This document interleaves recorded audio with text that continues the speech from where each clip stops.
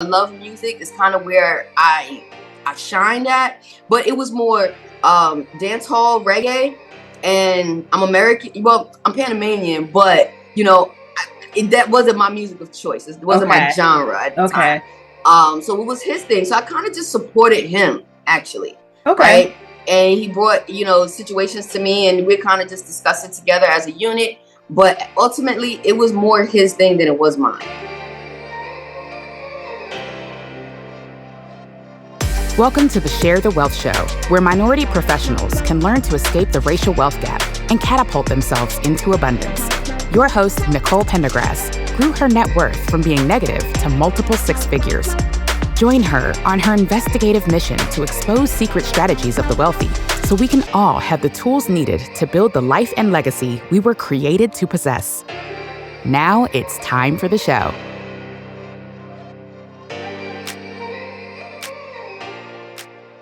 Hey, welcome back to the Share the Wealth Show. Today's episode with Ardranae Byer. You guys have to listen to the whole thing.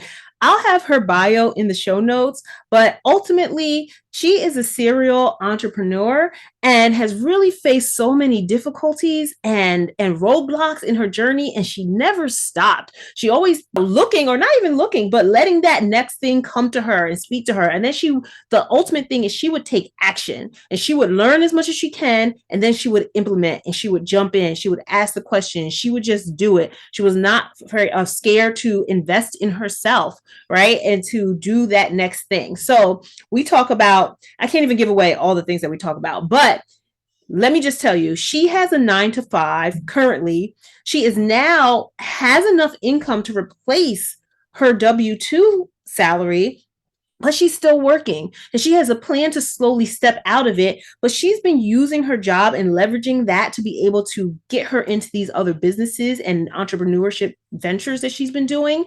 And so I'm just telling you that there's no excuse if you have a job and you still are not making enough income at your job to invest and grow that and build it and do that next thing and ultimately give you that freedom that you need to have options in life. There's no reason that you can't implement some strategy. Sometimes you have to look for it. Sometimes it'll fall in your lap, but you have to keep an open mind and have that kind of willingness to step out on faith and do it. Just get it done. Learn as much as you can, but don't let the education make you get analysis paralysis and not actually move forward with an opportunity. Invest in yourself. Jump in, get it done. If something happens, maybe you just need to pivot. Maybe that's not the business for you. But ultimately, you can find that thing that's going to help you and catapult you to the next level financially. And then that will give you the freedom to do whatever you need to do in life to enjoy life and live life to the fullest. So, if anything, this is a story of inspiration. It's a story where she actually gives tips. She gives the actual resources that she used that you can actually go in and look at yourself and decide if that's for you. But this isn't a great way, like the businesses that she done, especially the last two we talk about, are great ways to build up that side passive income and kind of showing you how to even get it set up and to be able to do that while you have your W-2 until you can eventually step away. So if that's what you're looking to do, then you need to tune in, listen to the whole episode, and pick up all the gems that Ardranae drops today. Welcome, everyone, back to another episode of the Share the Wealth Show, where we talk about strategies on how to build, grow, and protect minority wealth. And here with us today is Ardranae Byer. How are you doing? I'm so excited to have you on today's episode. Just tell us a little bit about your background, and then we'll jump into what you're doing. You are like a jack of all trades. You have everything going on, and so I'm going to try to get as much information from you as possible in this time period. But people need to listen up and hear what you got to say because your hustle is nonstop. Let's go. Yes. Thank you. Nicole, thank you so much for having me on. Thank you for inviting me to your platform and just having me here to share what I know about what I do. So briefly, my name is Ardranae Byer. I am like a serial entrepreneur. right? It's just, Okay. it's yeah, right. For everyone And who's listening, I have a shirt that says entrepreneur on. For everyone who's listening, I was pointing to that. So sorry, go ahead. Yeah, it's no problem. I am a serial entrepreneur, and I also have a 9-to-5, right? I've been in my career for about 18 years now. Con Edison, New York. I'm an engineering inspector for Con Edison in New York City. Anybody, the utility company of New York, and I'm sure everybody's heard about it. And since then, I've just been kind of, even before then, when I was in college, I just actually wanted to be in business. Didn't know anything about business, didn't major in business, didn't even minor in business, right? I just knew that I wanted to have storefronts. It's the best way to kind of explain what I wanted as a teenager. But I didn't really know how to do it. But it's always been something that I wanted. And before I get into it, is that enough background for you? Oh, yeah, that's good. So, okay, from you wanting storefronts as, a teen in college and not even actually majoring or minoring in business or entrepreneurship or anything like that, what was your first foray into being an entrepreneur or having a business or a side hustle? What was the first thing you did? The first thing I did was I started an entertainment company with a good friend of mine in college. We are two kids from New York. I'm not really into the party scene, but he was. And we used to sit down and just build all the time. I just wish that he could go to a nice party and it was what he wanted it to be when he was in New York City. We're in Buffalo at this point. We had SUNY at Buffalo, and he's like, yeah, I just kind of want to change things up here. And I'm like, okay, tell me more. What's the plan? And, we go into it. And then he's like, I got some artists. I want to put some money behind some artists. Now, we're two starving college kids. But he has the know-how on how to manage talent, right? I don't. I was just learning. So we got together and we created Aries Entertainment. He's an Aries. I'm a Taurus. We went with Aries Entertainment. It's kind of his name. I kind of liked it, had a good ring to it. And we started Aries Entertainment in Buffalo, New York. And we started throwing parties, having events, managing talent. And that lasted probably about as long as his college career lasted, which was about a year.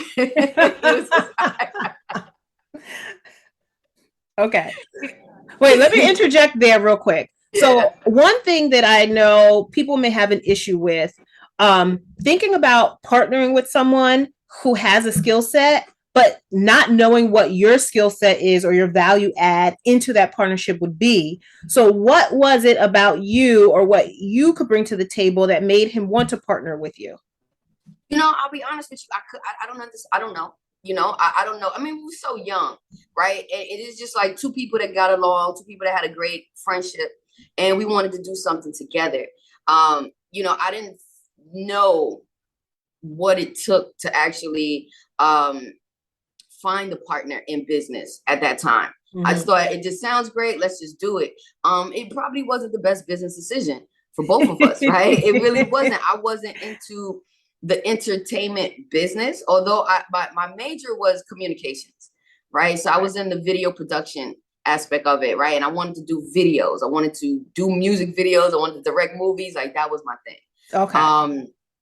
So I didn't really know what I could bring. I didn't know what value add I had. As I reflect now, I don't think I brought anything to the table. I didn't I'll be honest with you. I'm not a party goer. I'm really not. I didn't party in the city, and I damn sure wasn't partying in Buffalo. So I didn't do that. Managing talent, because I love music, is kind of where I shined at. But it was more dance hall, reggae. And I'm American. Well, I'm Panamanian, but that wasn't my music of choice. It wasn't my genre at the time. So it was his thing. So I kind of just supported him, actually. Okay. Right? And he brought, situations to me, and we kind of just discussed it together as a unit. But ultimately, it was more his thing than it was mine. Okay. To be honest with you. Mm-hmm. So lesson that I'm going to interject there. I should have a pop-up that says lesson. But anyway. Just if anyone is out there thinking about how they can get started and you don't know what your value is, or you don't know what skill set you can bring to the table, it's all about relationships. It doesn't matter what business. Real estate, I talk about a lot. And we'll get into that. And that's definitely a relationship business, but any business is a relationship business. So you could just be really good friends with someone and you could have these wants and desires and talk about building with them. And then they get an opportunity and they want to bring you aboard just because they like you. They know, like, and trust you. And they would trust going into business with you because they know you're not going to do them dirty and you're going to work hard and hustle to learn what you need to learn to make that business succeed. And so that's just one tip out of what I pulled from her story, that you guys can take, and don't be scared of approaching people or building those relationships, because you never know what is going to expire and come about from the relationships that you're building, especially if you're having these conversations with people about how you want more and how you want to go into business and how you want to build. So it all comes around in full circle. So sorry, just needed to throw that in there. It's all right. No problem. I totally agree with that. Okay, perfect. So then what was I feel like if I keep asking you step by step what the next thing was and the next thing was, that could be a 3-hour conversation. So what, I don't know, jump to the next impactful one or entrepreneurship type of venture that you were involved in, something that you learned some lessons from, even if you're not still doing that now. Just go to the next one that you think is worth sharing. Oh, absolutely. The next one I'll go into, but this was the most impactful in my life. Taught me the most. And it taught me more about myself than anything, in my community, I would say. The next one was IKONS Magazine and IKONSonline.com. So I'll go back real quick. I always wanted a magazine. I wanted a publication, right? I come from the era of Word Up magazines and Vibe, The Vibe, and all these urban hip hop magazine, lifestyle, publications, right? So that's the area in which I came from, and I always thought it was really, really cool. So roughly around 20 something years old, I decided that, I looked for it, right? I'm young, I'm queer, I'm Black, and I didn't find anything that kind of related to us, right? Or related to me, stories, people that look like me. And I wanted that. I really wanted that. So one day I sat down and said, I'm going to do it. I'm going to make it. And it started with IKONS Online. And what IKONSonline.com was, it was a platform where Black lesbians, right? Black queers can come and meet other Black queers.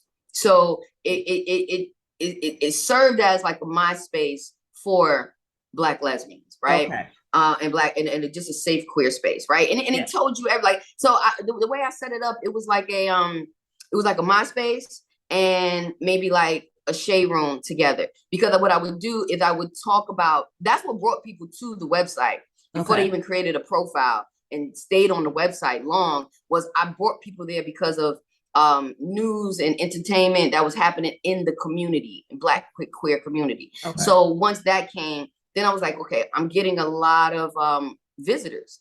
I need to find a way to keep them here. I want to keep us here, right? So I'm like, okay, let's do like a MySpace, right? Let's have these little rooms where they could talk, maybe they could date and have people set up their profiles. So I went all into that and I put a lot of money into that. So what spawned off of that was IKONS Magazine, right? So I was like, all right, I got the clientele. I think I'm ready to put out my first product, right? Mm-hmm. And that was my first product, was IKONS Magazine. In my life, like it blew up. It really did. It blew up. My first issue, I had a rap group, a hip hop group, a female hip hop group out of Yonkers, New York, called Kim Life. At the time, there was those were the people that I was looking at, right? I was going to clubs, I was seeing them perform. I wanted to know more about them. Like, how did you get here, right? So started to talk to them. And I was like, you know what? I feel like that they are going to be they're going to be on my first cover. They're going to be my cover artist. And we did that, 5,000 copies, printed it all with my own money, made the magazine in my home. I had to learn InDesign, learn Photoshop. I mean, it was some stuff that I knew from school, but because I wasn't using it as much, I had to relearn, right? So YouTube University got me through that. And I created the magazine, and I was just so fortunate to have some people in the printing space who was able to print my samples, so I could see where I was making mistakes, right? So my first sample, the font was big, right? I'm thinking 12 point, right? That's what we type with in Word. That was huge. It's huge for a magazine. I mean, it was really big. So, and that's when I learned that it has to be 8 point. And very, very small. So when it goes to print, it looks regular. So it was just a lot of learning process. And we made it to 5 issues. We made it to 5 issues, internationally distributed, because I actually just went to distribution companies, looked them. I went to one guy by my job, had a magazine store, and I said, hey, can you put this in your can you put this in your store? And he was like, yeah. He was like, listen, this is nice. Do you have a distributor? I was like, no. So he started tearing distributors off of the boxes that's coming in. I was like, hey, call these people and see if they take your magazine. Yeah, it was beautiful. And I did that. And they were in Brooklyn, warehouses in Brooklyn where these distributors were located. And I would go sit down with them and come up with some type of consignment deals.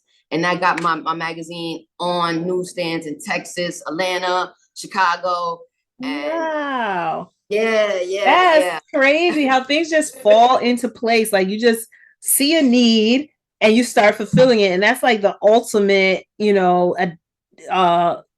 identification of entrepreneur is like seeing a need and fulfilling it, right? And the fact that like now you took those distributors and like got them all over the place, that's great. Like a lot of people don't even take it to that next step. So ultimately, did you make money from that venture?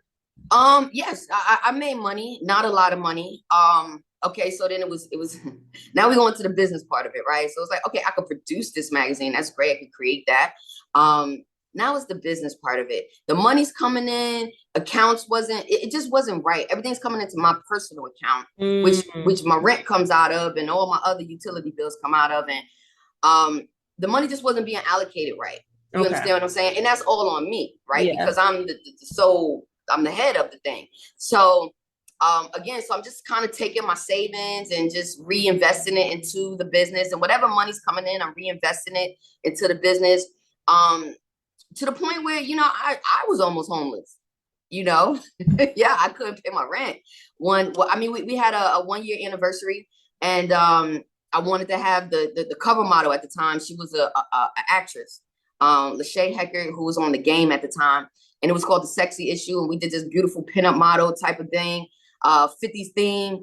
And so we decided to have a big party for it. And I mean, the party was bigger than I expected it to be. And I had to fly her in. I had to get her hotel. I had to get her transportation. And that was my rent. I was like, I'm going to make this party happen because it's a celebration for us IKONS and for the community. And at the end of it all, I was flat broke. That was my I was flat broke. I think that was my 4th issue. And my 5th issue, I knew that was going to be a struggle to get my 5th issue together. And it was. And I kind of knew in my head, if I didn't get things right, get an investor in, then it wasn't going to make it past the 5th issue. And that's exactly what happened. Okay. All right. So the thing is, like you said, that was a huge learning experience. You learned a lot about just that industry, about yourself, about the community, everything else that you need to do. I want to transition into the real estate portion, and then also into the cars, because we got to get to the cars. But quickly, before we transition into that, what was your mindset to keep you going? Because if that magazine, and you put your heart and soul into that, your last dollars into that, and it didn't work out, a lot of people will be like, oh, this entrepreneurship thing is a bust. I can't do this. Like that's, it's for people who got a lot of money or got resources, but that's not me. It didn't work. I tried, it didn't work. But why did you keep going? What was your mindset around looking for the next thing? Because just going to work and coming home wasn't really what I wanted to do in my life. I always tell people, at one point in my life, it was what I wanted to do. Like I remember being a kid, long story, I lost my mother at a young age, and it kind of was bouncing from home to home for a while. And I remember saying, when I grow up, I just want to have a nice job, a car, an apartment. That's all I want. Take care of myself. And I got that. I achieved that, right? So in like years, maybe like 5 years into it, I'm like, this really can't be life. This can't be it. This is not, it's not sitting well with me. I know that there's more and I can be more, right? So that was it. IKONS didn't work. Aries Entertainment didn't work.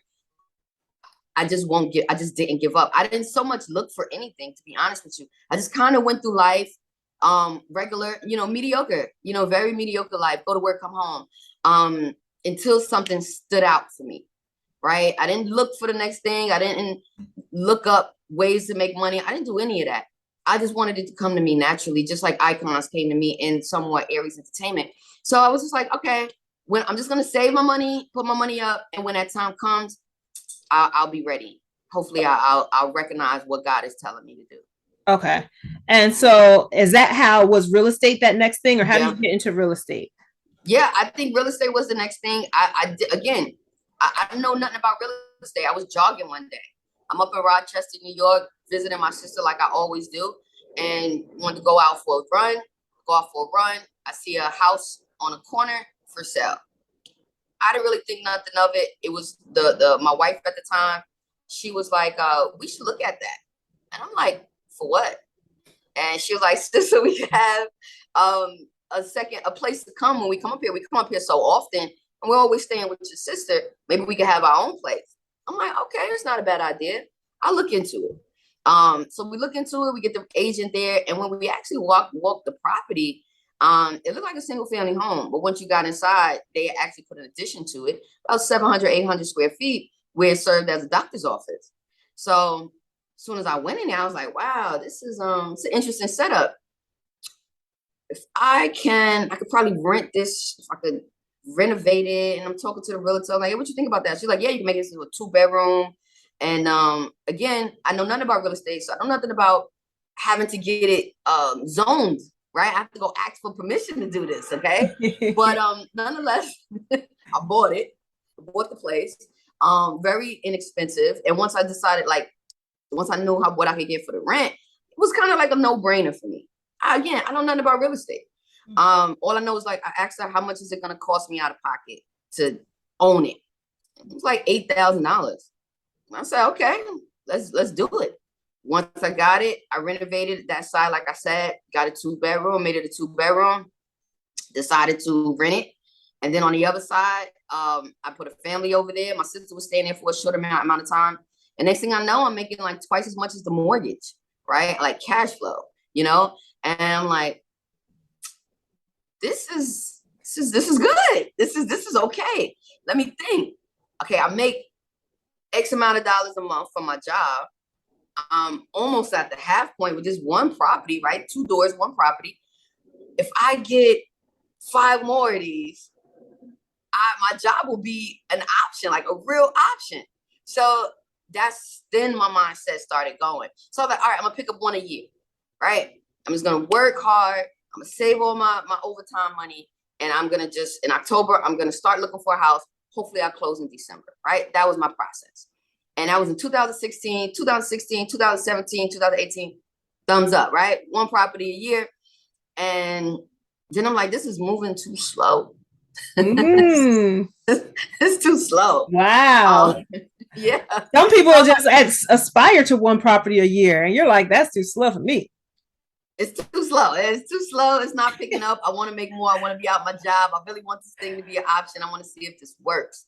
And I started Googling how to make money in real estate. It's the first time ever Googling how to make money in anything, right? How to make money in real estate. And I'm reading. And then I see something about wholesaling. Wholesaling comes up. I'm like, okay. So I dive deep into that. I'm giving, I'm doing overnights at work from 7 p to 7 a, and I'm locked in to Phil Puskiaski, right? On YouTube, telling me about wholesaling. And I'm like, okay, yeah, this is it. This is what I'm going to do. And I buy into his program, $10,000, right? And then I do nothing. Oh, typical story. That is a story with so many of us. So 1, the fact that you were not afraid to invest in your education and do, go to that next level, put that 10K down, and then we spend that money and we still don't do anything. Why is that? I'll tell you my story. I didn't like getting hung. I didn't like people hanging up on me. I didn't like getting cursed out on the other end of the line. I hated it. I'm like not good in customer. I mean, I'm great in customer service. Let's just be clear.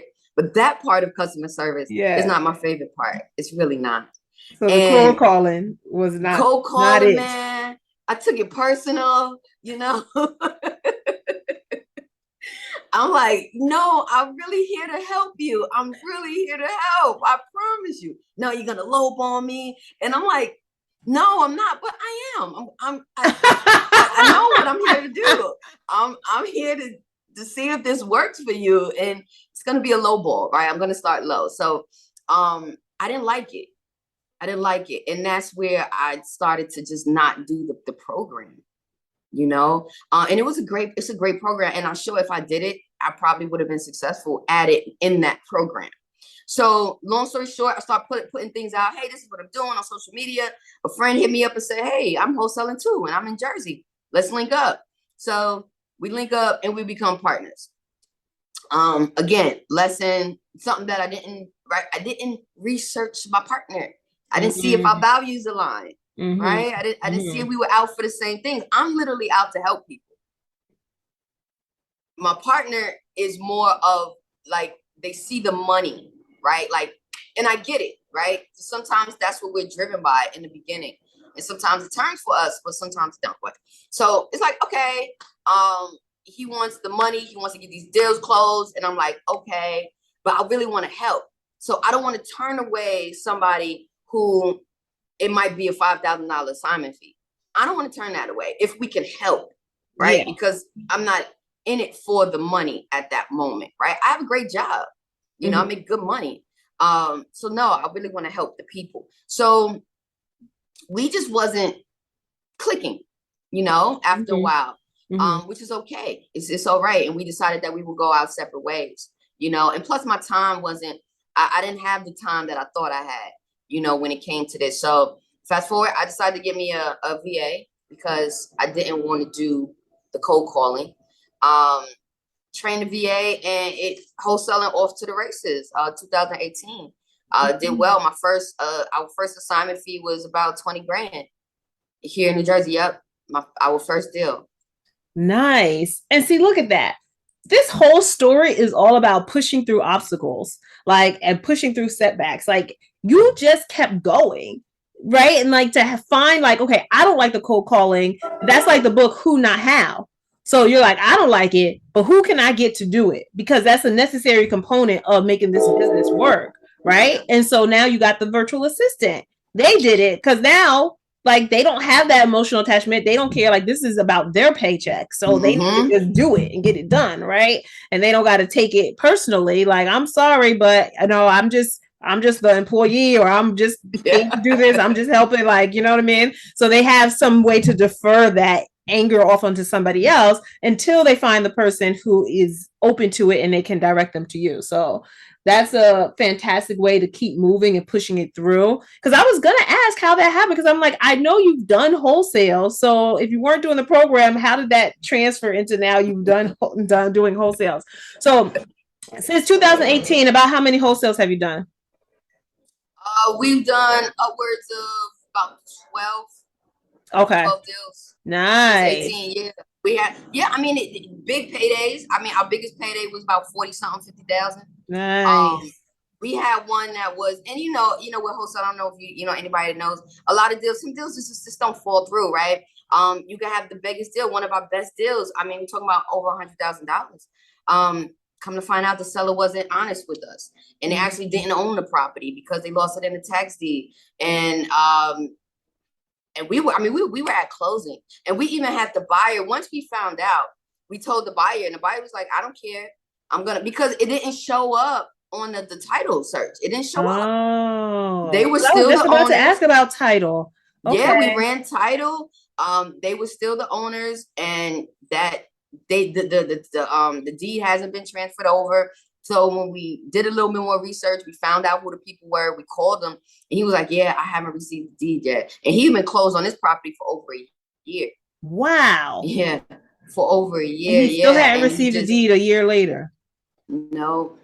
So the guy who owned the tax lien, was he willing to be the seller to you guys, or no? It just fell apart. No, It fell apart. Okay. he wasn't. We tried. Okay. It was a great deal. He got it for a family for $15,000. I mean, it's for a family. Four for $15,000. Looking at what tax? You said tax lien. Tax lien in Newark, New Jersey. Beautiful part of Newark, New Jersey, by the way. Beautiful house. And it was. Oh my gosh, we was getting it for $50,000. Our highest was $180. Was our highest offer that we were closing with. Yeah, I'm sorry. If I was the owner, I wouldn't have sold it to you guys either. I would not. I said the same thing. I can't even be mad at the brother. Can't be mad. Okay, so one, people out there, you looking for side hustles? One, do wholesaling. I can't help you with wholesaling. I tried that and I wasn't good at it. Like, I didn't think about getting the whole VA and doing all. I didn't do all the stuff. So no, don't go to me. Go to A. And two, look at tax liens, because you can get some good properties with that. Like, I have a couple of ebooks on tax liens. I just try to focus and, not chase this shiny object. So I'm focusing on multifamily right now. But at some point, I do want to look into those tax liens and deeds.